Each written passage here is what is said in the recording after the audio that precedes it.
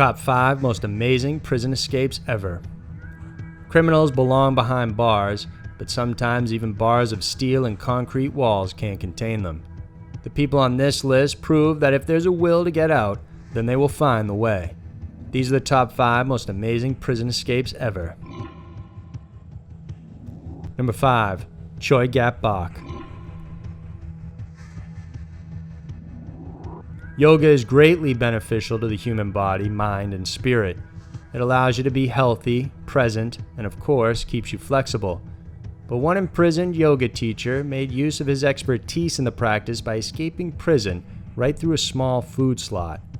Korean inmate Choi Gap-bok had been a practicing yoga teacher for 23 years, but on September 12, 2012, he found himself arrested on suspicion of robbery. He was placed inside a detention cell at a police station in the city of Daegu, South Korea. But Choi Gap-bok was determined to get free. He stayed in his cell for 5 days, hoping he would be released or at least see progress in his case. So when nothing seemed to be moving forward, he hatched his own plan. He asked for skin ointment from a guard on September 17th, citing a rash that needed to heal. Choi then applied the ointment on the upper half of his body, including his head and face. He also put some on the bars and the sides of the food slot. Fresh news, Vikings just went through a really massive update with new RPG elements and a new hero, so you gotta check it out. If you remember this TOP strategy and RPG games of the 90s and 2000s, which we were all crazy about, you will definitely love Vikings. The game gives you an option to choose between your own playstyle, and that's awesome. Build an impregnable city and raise economy, use and master your diplomacy skills to rule the world, or just gather with friends, build a huge army, and destroy enemy castles, which is super fun and personally my favorite part of the game. You gotta try Vikings. Play it now for 5 minutes and see why me and over 12 million players are so addicted to it. So grab your axe or your phone or whatever and play Vikings. It's totally free. I'm on it all the time, and you can find me there by name, Scary Mysteries. Support my channel today. Download Vikings from the links below in the description and get your initial protection shield for free and my special bonus of 200 gold for a fast and successful start. Using the tiny opening, he slowly squeezed his head, neck, and shoulders through. The bottom half of his body initially got stuck, but he pulled it through after removing his shorts and made it to the outside of his cell. He then was able to slip past 3 guards who were sleeping at the time, and to help buy time, he placed pillows on his bed and covered them with a blanket to make it look as if he was sleeping there. Choi escaped his prison cell in a whopping 34 seconds. A minute later, he was out of the facility and left prison without the guards knowing better. At 5 feet 4 inches tall, he slipped through an opening that was 5.9 inches high and 17.7 inches wide.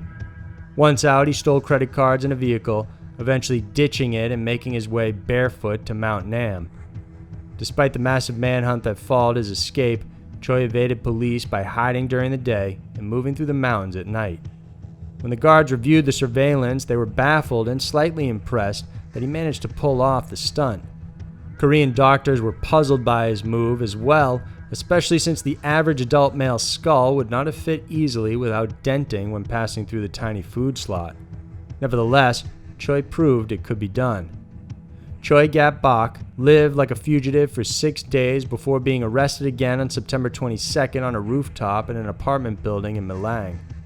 This time around, the guards were not taking any chances and placed him in a cell with a very small food slot. Police are keeping a heavy eye on him, although it's unlikely he'll manage to escape. You should never underestimate the benefits of yoga. Number 4. Glenn Stewart Godwin. Considered a handsome, charming, and all-around nice guy, then 23-year-old Glenn Stewart Godwin was a fixture in the disco club scene in Palm Springs, California during the 1980s. Together with his roommate Frank Soto Jr., Godwin planned to rob drug dealer and pilot Kim LaValle. They lured him into their condominium, and once inside, Soto held him down while Goodwin beat him up, strangled him, then stabbed him multiple times with a knife. After the murder, the two took the body and truck and headed for the desert.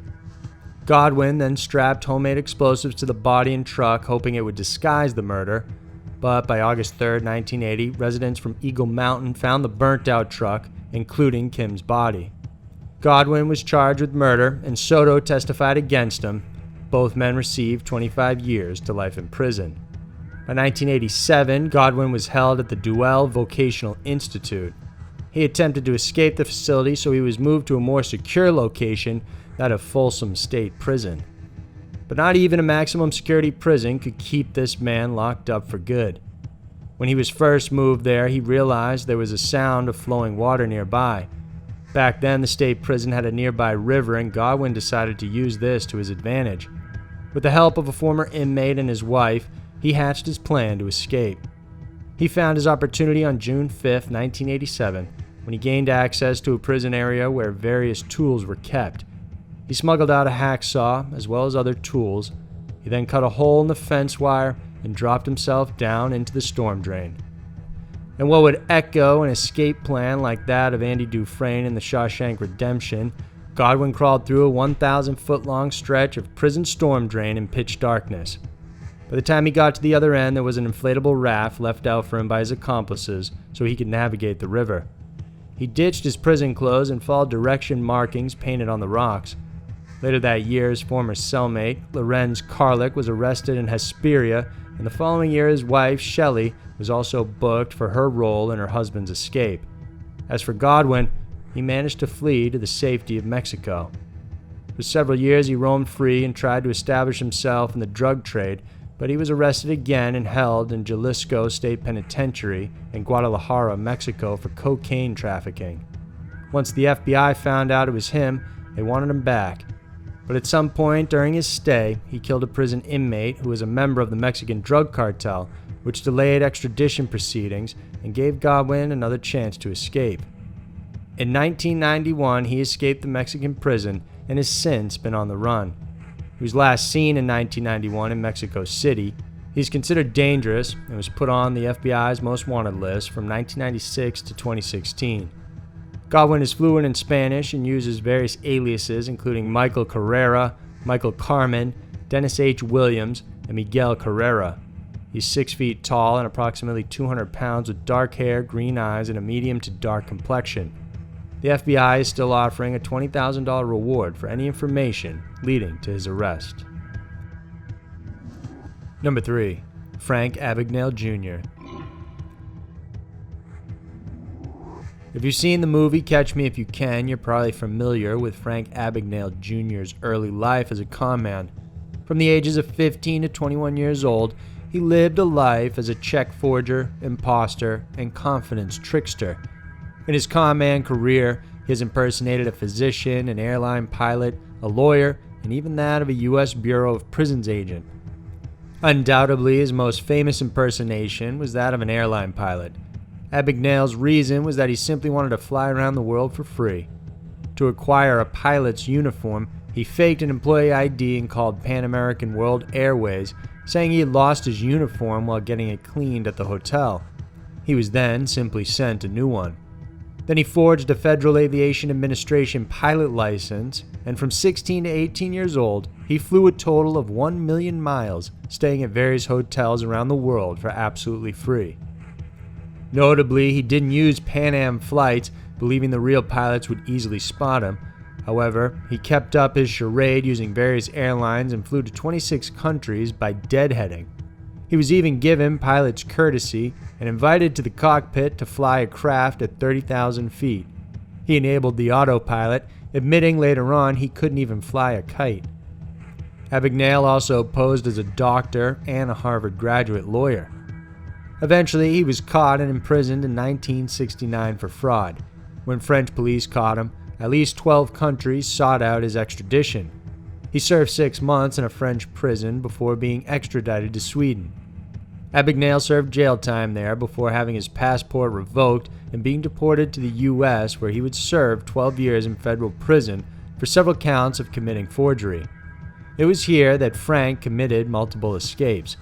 He made his first attempt by escaping from a VC-10 British airliner as it was turning in to taxi at New York's JFK Airport. He got as far as Canada before being captured. Then in 1971, he made his most famous escape from prison yet. By this time, Abagnale was held at the Federal Detention Center in Atlanta, Georgia, while he was awaiting trial. During that time, prisons were being heavily criticized and investigated by committees. In what seemed to be a lucky break, Abagnale was mistaken as an undercover prison inspector. It also helped that the U.S. Marshal assigned to his case forgot his commitment papers. As a result, for months, Abagnale enjoyed special privileges, including better food than the other inmates. At this time, the prison lost 2 employees because of reports created by 2 undercover prison agents, so everyone was being cautious. Abagnale, seeing his break, asked the help of a friend dubbed as Jean Sebring. She posed as Abagnale's fiancée and slipped him the card of an actual prison inspector. She also gave him a forged business card of an FBI agent. Gaining favor from prison security, Abagnale told them he needed to contact the FBI agent and showed them the inspector's business card as proof. When the corrections officer dialed the number on the card, this directed him directly to his accomplice, Sebring, posing as an FBI operator. His seemingly legitimate background as an undercover agent caused the corrections officer to allow him to leave the prison unsupervised. He just walked out of the jail, got picked up by Sebring, and then driven to a Greyhound bus station. It would take weeks before the law caught up with him, but eventually he was brought back to jail. Since his daring escape, he has worked various legitimate jobs, including becoming a security consultant for banks, private organizations, and even the FBI. Number 2. Pascal Payet. The name Pascal Payet may not be well known, but this notorious criminal from Montpellier, France, is known for initiating one of the most daring prison escapes ever recorded. A career criminal, Pascal spent his childhood in Lyon before heading to Marseille, and it was there that he began his life of crime. In 1988, he was convicted for aggravated assault, and again in 1993 for conspiracy. By 1997, he had graduated to murder after participating in an armored vehicle heist where he killed an armed guard. Payet was then captured in 1999 and sentenced to 30 years in prison, but this wouldn't be enough to hold him down. On October 12, 2001, he organized a daring prison escape by hijacking a helicopter while he was imprisoned in the French village of Lunez. This Hollywood-style escape happened with an accomplice named Federico Impoco. While the details are scarce on how he organized the deed, it seems Payet, after his imprisonment, discovered the vulnerable parts of the prison. He noticed that the European style had exercise yards on the rooftop and that these were open to the sky, so he decided to plot out his escape from there. He had his friends hijack a helicopter and land at a specific time on the exercise roof so he and an accomplice could escape. Several days after they managed to break loose, his accomplice was captured and imprisoned. As for Pascal, he remained at large for 3 years. In the meantime, he helped create another daring escape plan involving another chopper in 2003. This time, it was for the benefit of 3 of his comrades, Frank Perletto, Michael Valero, and Eric Alborio. These were his partners in the 1999 robbery case he was involved in. Payet flew another hijacked chopper into his old prison in Lunez and took off with the 3. But they were captured, along with Payet, just 3 weeks later. With his background, authorities weren't taking any risks. Payet moved around from prison to prison every 3 months to make sure he didn't repeat the same escape tactic. But in July of 2007, right before nighttime, a helicopter landed on the rooftop of Grasse prison close to the south of France carrying 4 masked men. These men marched forward and into Payet's isolation ward, busting him out. Once again, Pascal escaped via helicopter. The hijacked chopper landed in Brignoles, and the pilot was set free. Afterwards, the 4 masked men disappeared. Interestingly, this third escape happened on Bastille Day, a French holiday that celebrates the raiding of the Bastille prison. For months, he enjoyed freedom, and it wasn't until September of 2007 when he and 2 of his accomplices were recaptured. For security reasons, ever since then, his whereabouts have been kept secret. Moreover, an additional 15 years were added to his sentence for the various crimes he committed while a fugitive. So far, Pascal hasn't engineered a successful escape plan since his last one, but most likely, given his history, it's only a matter of time. Number 1. Parkhurst Escapees.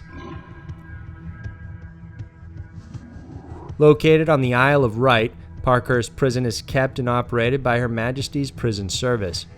Together with Albany, Parkhurst is one of the 2 top security prisons dubbed as dispersals, since they disperse some of the most notorious prisoners. However, the status of Parkhurst was downgraded after there was a breach in the prison, which resulted in the escape of 3 notorious inmates, 2 murderers and 1 attempted murderer, in January of 1995. Andrew Roger, Keith Rose, and Matthew Williams escaped from here in such an ingenious way that even though they only managed to stay out for 4 days, it is sure to go down in history as one of the best escapes in history. First, the 3 men prepared for the breakout by manufacturing their own tools. The inmates had access to a metal workshop class, and it was there where they slowly constructed bits and pieces of what would ultimately become a 25-foot ladder they needed to scale the outlying prison wall. In order to get there first, though, they needed to have their own keys to open the back door to the yard. Since the keys were heavily guarded, they created unique skeleton keys that opened the back door and the training workshop by actually memorizing what the key looked like and then recreated it. The men also crafted a gun too, although it seems they never got to use it. Once everything was ready, they decided to escape during an hour-long exercise session at the prison gym. They used the skeleton key to open up the back door, ran the 150 yards to the workshop, stole the tools they needed, and assembled the ladder. They then went to the perimeter fence, cut a hole through it, and propped the ladder up to climb the outside wall.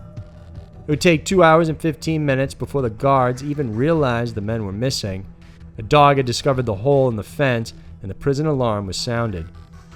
One of the trio, Keith Rose, was an amateur pilot, so the plan was to steal a plane in order to leave the island. However, security was tight at the airport and they couldn't find a plane big enough to fit them all. Moreover, there was the issue of the airplane key. The 3 decided to hide out in a shed for the meantime until they could come up with another plan.